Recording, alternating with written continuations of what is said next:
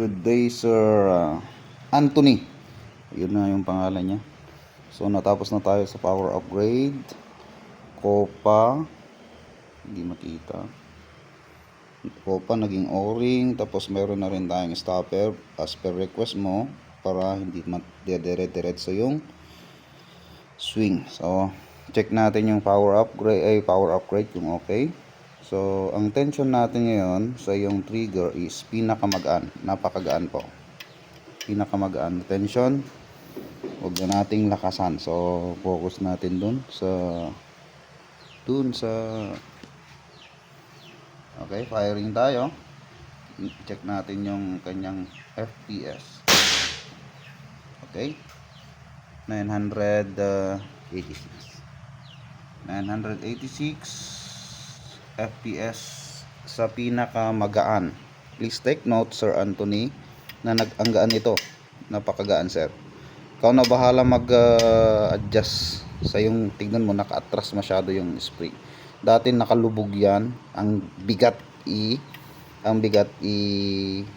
press itong hammer mo. Pero ito, napakagaan na.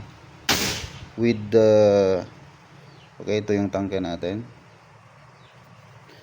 With drag output tayo ng around 1.7 PSI using our syempre barrel and bus barrel. So yun yung muscle. Isa pa, try natin isa pa. Pakita natin yung chrono. So maglo-load ako. So walang backfire yung ginawa natin, Sir Anthony. Walang backfire. Meron ka na ring stopper as per request. So from Copa, ulitin natin mga kaibigan, from Copa naging o-ring type. Load.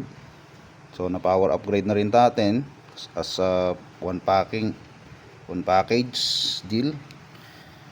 So cut natin. Pansin mo, sir, ang gaan nito, napakagaan. Gaan ng tension. Unlike nung dating set mo, napakatigas. Okay? Firing tayo. Okay, very consistent to. 988. So, wag ko nang dadagdagan, so at least sobra-sobra na yan para sa pellet na gusto mo. Pwede kang gumawit later on, Sir Anthony. Sir Anthony ng slug. Kung gusto mong gumamit ng slug. Napakalakas nito. Mag-adjust ka lang ng hammer tension. Okay, yun na nga.